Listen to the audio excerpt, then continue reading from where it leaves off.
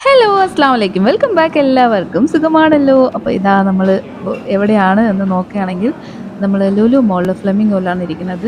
കാര്യം വേറൊന്നുമല്ല, ഹാജരാക്ക് ഒരുപാട് നാളത്തെ ആഗ്രഹം, സുഷി വേണം, സുഷി കഴിക്കണം, എനിക്ക് ട്രൈ ചെയ്യണം, പോയേ മതിയാവൂ എന്നൊക്കെയാണ്. അപ്പം ഞാൻ പറഞ്ഞു, നിനക്ക് പറ്റൂല മോളെ, നീ അത് കഴിക്കൂല, വെറുതെ പൈസ കൊടുത്ത് വേസ്റ്റ് ആവും.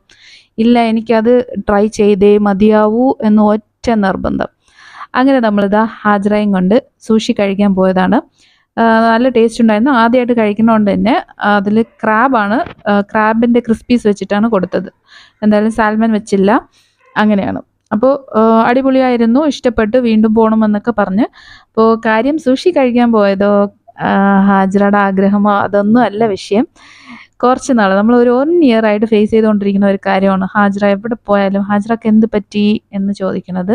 അപ്പോൾ ഉമ്മാക്ക് തോന്നുമ്പോഴെല്ലാം മുടി വെട്ടി കളയണതാണ് പരിപാടി എന്നാണ് മറ്റുള്ളവരെ ടോക്ക്, നാട്ടുകാരും വീട്ടുകാരും മൊത്തത്തിൽ. അപ്പോൾ നമുക്ക് മാത്രമേ അറിയാവൂ പേഴ്സണലി ഹാജറാക്ക് എന്ത് പറ്റി, എന്താണ് എന്നൊക്കെ ഉള്ളത്. അപ്പോൾ എന്തായാലും എല്ലാവരും ചോദിക്കുന്നതിൽ തെറ്റൊന്നുമില്ല. അവളെ കൂടെയുള്ള സ്നേഹത്തിലാണ് എല്ലാവരും ചോദിക്കുന്നത്. പിന്നെ ചിലരൊക്കെ അവളെ നല്ല വേദനിപ്പിച്ചിട്ടുണ്ട്. ഇങ്ങനെ കാണുമ്പോഴൊക്കെ ബോയ് എന്നൊക്കെ പറഞ്ഞ് അവർ നിസ്സാരം ചെറുതായിട്ട് പറയുന്ന ഒരു കാര്യമായിരിക്കും ആ കുഞ്ഞിന് ഒരുപാട് കാര്യത്തിൽ കോൺഫിഡൻസ് ഒക്കെ പോയി ബുദ്ധിമുട്ടുണ്ടാക്കുന്നത്. അപ്പോൾ ഇതാണ് അവസ്ഥയായിരുന്നത്. അപ്പോൾ ഈ അവസ്ഥയിൽ എൻ്റെ മോളെ ഇങ്ങനെ തന്നെ വിടാൻ എനിക്ക് താല്പര്യമില്ലായിരുന്നു. ഇത് എങ്ങനെ ഉണ്ടായി എന്നുള്ളതൊക്കെ പറയാം. അപ്പോൾ ഇതാ തലയിൽ ഇങ്ങനെ ചീപ്പ് വയ്ക്കുമ്പോൾ തന്നെ ഇങ്ങനെ കുതിർന്ന് ഇങ്ങനെ തലയിലുള്ള മുടികളൊക്കെ ഓരോ പ്രാവശ്യം ഇങ്ങനെ വരും. അപ്പോൾ ഡെയിലി ഇങ്ങനെ കൊഴിഞ്ഞു കൊഴിഞ്ഞു പോയിട്ട് ഫേസിനെ കണ്ണാടി നോക്കുന്ന സമയത്ത് ആകെപ്പാടെ ഒരു വല്ലാത്തൊരു കോലം കുത്തിയാണ് ഇരുന്നത്. അത് കാരണമാണ് മുടി വെട്ടിക്കളഞ്ഞത്, ബോയ് കട്ട് ചെയ്തത്. അപ്പോൾ ബോയ് കട്ട് ചെയ്യുമ്പോൾ നമുക്ക് എന്തായാലും മുടിയല്ലേ വരും. അപ്പോൾ തമിഴിലൊരു ചൊല്ലുണ്ട്, അത് ഞാൻ എടുത്ത് പറയുന്നില്ല. അപ്പോൾ മുടിയൊക്കെ പോയാൽ തിരിച്ച് വളരും. നമുക്ക് ഹോസ്പിറ്റലുണ്ട്, ഇപ്പം നല്ല ഫെസിലിറ്റീസൊക്കെ ഉണ്ട്. അപ്പോൾ നമ്മൾ ഹെൽത്ത് നമ്മൾ ശ്രദ്ധിക്കുക എന്നുള്ളതാണ്. അപ്പോൾ ഹാജറക്ക് ഒരു പനി വന്നിട്ടാണ് ഈ സംഭവങ്ങളൊക്കെ ഇങ്ങനെ ആയത്. എനിക്കും ഈ കൊറോണ ഒക്കെ വന്നിട്ട് പോയ സമയത്ത് ഇതുപോലെ ആയിരുന്നു. എൻ്റെ ഹെയർ മൊത്തത്തിൽ ഫോളായി. ഞാൻ ഷോർട്ട് ബോബ് ചെയ്തിട്ടാണ് പിന്നെ എൻ്റെ മുടിയൊക്കെ വളർന്നത്. നമ്മൾ തലയിലൊക്കെ ചുറ്റണമുണ്ട്, ആരും അറിയൂല. വീട്ടിൽ നിൽക്കുമ്പോഴും ആരും അറിയാറില്ല. അതാണ് അവസ്ഥ. അവൾ കുഞ്ഞായതുകൊണ്ട് എല്ലാവരും അവളെ കണ്ട് കളിയാക്കി. എന്തായാലും അതൊരു നല്ലൊരു ലെസണായി എനിക്ക് തോന്നി. കാര്യം ഈ ചെറിയ പ്രായത്തിൽ ഇത്രയും കളിയാക്കലും ഒക്കെ കേട്ട് വളരുന്ന കുട്ടിയുടെ മനസ്സ് അത്രത്തോളം സ്ട്രോങ് ആയിട്ട് വളരുമെന്ന് ഞാൻ വിശ്വസിക്കുന്നു. അപ്പോൾ മനഃപൂർവ്വം കളിയാക്കിയവരും മനഃപൂർവ്വം അല്ലാതെ കളിയാക്കിയവരൊക്കെ ഉണ്ട്. എന്തായാലും എനിക്കൊന്നേ പറയാനുള്ളൂ, ജീവിതത്തിൽ എന്തെങ്കിലും ഇതുപോലെ ഒരു പ്രതിസന്ധി ഘട്ടം വരുമ്പോൾ അതിനെ മറ്റുള്ളവരെ പഴിക്കുന്നതിനേക്കാളും നല്ലത് സൈലൻ്റ് ആയിട്ടിരുന്ന് അതിന് പരിഹാരം ഉണ്ടാക്കി അതിൻ്റെ ട്രീറ്റ്മെൻ്റ് ഒക്കെ ചെയ്ത് നമ്മൾ ഹെൽത്തി ആവുക എന്നുള്ളതാണ്. ആര് കാരണവും അല്ല എൻ്റെ മോളിങ്ങനെ ആയത്. അവൾക്ക് നല്ല ഫുഡൊക്കെ കഴിക്കാൻ ഇഷ്ടമുള്ള കൂട്ടത്തിലാണ്. അവൾ നാടൻ ഫുഡൊക്കെ നല്ല ഇഷ്ടപ്പെട്ട് കഴിക്കുന്ന കൂട്ടത്തിലാണ്. അങ്ങനെ ഭയങ്കര ജങ്ക് ഫുഡ് കഴിക്കുന്ന ആളല്ല. അപ്പോൾ ഒരു പനി വന്നതിന് ശേഷം 7 ദിവസം 1.5 ഡിഗ്രി ഇങ്ങനെ ഉണ്ടായിരുന്നു. അപ്പോൾ അതിൻ്റെ തലച്ചൂട് കൂടിയിട്ട് തലയിൽ പാന് അതിക്രമിച്ച് കയറി എന്ന് പറയാം. പ്രളയം പോലെയാണ് ഇരുന്നത്. ആ പേനൊക്കെ ഞാൻ പനി മാറി കുളിപ്പിച്ച സമയത്ത് തന്നെ ഞാൻ അതെല്ലാം മരുന്ന് തേച്ച് എല്ലാം റെഡിയാക്കിയിട്ടുണ്ടായിരുന്നു. പക്ഷെ അതിൻ്റെ ആ സമയത്തുണ്ടായ ഒരു 7-8 ദിവസം ഉണ്ടായതിൻ്റെ ഹെൽത്ത് ഇഷ്യൂസാണ് പിന്നീട് എനിക്കിങ്ങനെ സംഭവിക്കേണ്ടി വന്നത്.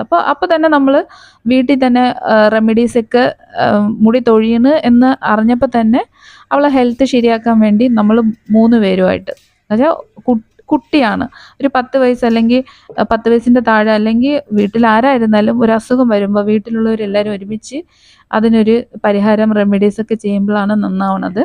ഇവിടെ നമ്മൾ രാവിലെ എണീക്കും, ഫസ്റ്റ് വെറും എംപ്റ്റി സ്റ്റമക്കിൽ തന്നെ നമ്മൾ ഒരു ഹെൽത്തി ഡ്രിങ്ക് കുടിക്കുമായിരുന്നു. വേറൊന്നുമല്ല, നമ്മുടെ നെല്ലിക്ക, പോമിഗ്രാനറ്റ്, ആപ്പിൾ ഉണ്ടെങ്കിൽ ആപ്പിൾ ഇടും.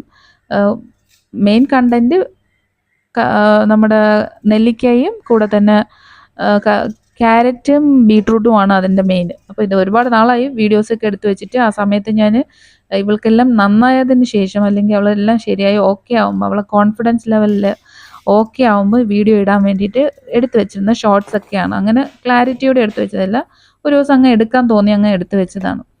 അപ്പോൾ ഞാൻ ഈ പ്യൂർ പ്യുവറായിട്ട് അടിച്ചെടുത്തിട്ടാണ് അതിൽ വെള്ളമൊന്നും ചേർക്കാതെ ഹാജരാക്ക് മാത്രം പഞ്ചസാര ഇട്ട് കൊടുക്കും. കുട്ടിയല്ലേ, അപ്പോൾ നമ്മൾ പഞ്ചസാര ഇല്ലാതെ കുടിക്കും. അപ്പോൾ മുടി പോയത് കൊണ്ട് തന്നെ സ്കിന്നും ഡള്ളായിട്ടുണ്ടായിരുന്നു. അപ്പോൾ എല്ലാം നമ്മൾ ആദ്യം റെമഡീസ് ഒക്കെ നോക്കി ഫുഡിലെല്ലാം കൺട്രോൾ കൊണ്ടുവന്നതിന് ശേഷവും മാറിയില്ല എന്ന് തോന്നിയതിന് ശേഷമാണ് പോയി ബോഡി ചെക്കപ്പ് നടത്തി. ബ്ലഡ് ഒരു 4000 റേഞ്ചിലൊരു ബ്ലഡ് ടെസ്റ്റ് നടത്തി. എന്തൊക്കെയാണെന്ന് എനിക്കിപ്പോൾ ഓർമ്മയില്ല. മൾട്ടി വൈറ്റമിൻസ് എടുത്തു. സപ്ലിമെൻറ്റ്സ് ഒക്കെ ഒരുപാട് അവൾക്ക് കൊടുക്കേണ്ടി വന്ന്. നമ്മളൊരു നല്ലൊരു ഡെർമറ്റോളജിയെ കാണിച്ചു. അൽഹംദുലില്ലാ മാഷാ അല്ലാഹ് ഇപ്പോൾ അവളെ മുടിയൊക്കെ നന്നായിട്ട് പഴയതിനേക്കാളും നല്ലതായി. അപ്പോൾ ഒരു വിഷയം നമുക്കിപ്പോൾ നഷ്ടപ്പെടുകയാണെങ്കിൽ നമ്മൾ അതിൽ ദുഃഖിച്ചിരുന്ന് മറ്റുള്ളവരെ പളിച്ച് അല്ലെങ്കിൽ അല്ലാഹ് എനിക്കെന്ത് ഇങ്ങനെ തന്നത് എന്നൊക്കെ ആലോചിച്ചിരിക്കാതെ അതിന് നമ്മൾ സബൂർ ചെയ്ത് കഴിഞ്ഞാൽ അള്ളാഹു നമുക്കതിന് നല്ലൊരു പ്രതിഫലം ഉണ്ടാക്കും. അങ്ങനെ തന്നെയാണ് അത് മുടിയിൽ മാത്രമല്ല ഏതൊരു കാര്യത്തിലായിരുന്നാലും. അപ്പോൾ ഏതൊരു കാര്യം വരുമ്പോഴും നമ്മൾ സൈലൻ്റ് ആയിട്ടൊന്ന് കീപ്പ് ചെയ്യുക. ആ ഒരു സൈലൻറ്റിൻ്റെ ഭാഗമായിട്ടാണ് ഞാനും വീഡിയോസൊക്കെ കുറേ നാൾ നിർത്തിയത്. ഇക്കാര്യം ഞാൻ ചെയ്യണത് ലൈഫ് സ്റ്റൈൽ വ്ളോഗാണ്. അപ്പോൾ അതിൻ്റെ ഇടയിൽ കുക്കിംഗ് അങ്ങനെയൊക്കെയാണ് ഞാൻ ചെയ്യണത്. അപ്പോൾ എൻ്റെ വ്ളോഗിൽ എൻ്റെ മോൾ എന്തായാലും സ്പെഷ്യലാണ്. മോളെ കണ്ടില്ലെങ്കിൽ എല്ലാവരും ചോദിക്കാറുണ്ട് ഇപ്പം എന്താ ഹാജരായ കാണാത്തത് എന്നൊക്കെ. അപ്പോൾ അങ്ങനെ ഒഴിവാക്കിയിട്ടൊക്കെ ഒരു വീഡിയോ എടുക്കാൻ എനിക്ക് താല്പര്യമില്ലായിരുന്നു. എന്തായാലും അവൾ അൽഹംദുലില്ലാ പഴയ മുടിയാണ്. ഇതൊക്കെ കാണുമ്പോൾ കൊതിയായിരുന്നു. അൽഹംദുലില്ലാ ഇപ്പോൾ വളർന്ന് വരുന്നതേ ഉള്ളൂ. പക്ഷേ നല്ല അടർത്തിയൊക്കെ ഉണ്ട്. പണ്ടത്തെക്കാളും ഉള്ളുള്ള നല്ല മുടിയൊക്കെയാണ്. മാഷാ അല്ലാ. എന്തായാലും ഒരുപാട് സന്തോഷം. ഒരുപാട് പേര് എൻ്റെ അടുത്ത് അന്വേഷിച്ചിട്ടുണ്ട് നല്ല രീതിയിൽ. പിന്നെ കാര്യം അറിഞ്ഞതിന് ശേഷം സൈലൻ്റായിട്ട് ചോദിച്ചവരുണ്ട്. അവളെ മുമ്പിൽ ചോദിക്കുന്നതാണ് എനിക്ക് പ്രശ്നം ഉണ്ടായിരുന്നത്. മാഷാ അല്ലാ നമ്മൾ എങ്ങനെയാണെങ്കിലും നമ്മൾ അടിച്ച് പൊളിച്ചൊക്കെ തന്നെയാണ് നമ്മൾ ഇരുന്നത്. മനസ്സിനെ ഹാപ്പി ആയിട്ട് വയ്ക്കുക. എല്ലാവരും സന്തോഷമായിട്ടിരിക്കുക. അപ്പോൾ മറ്റൊരു വീഡിയോ ആയിട്ട് വരാം. അതുവരേക്കും ടാറ്റാ.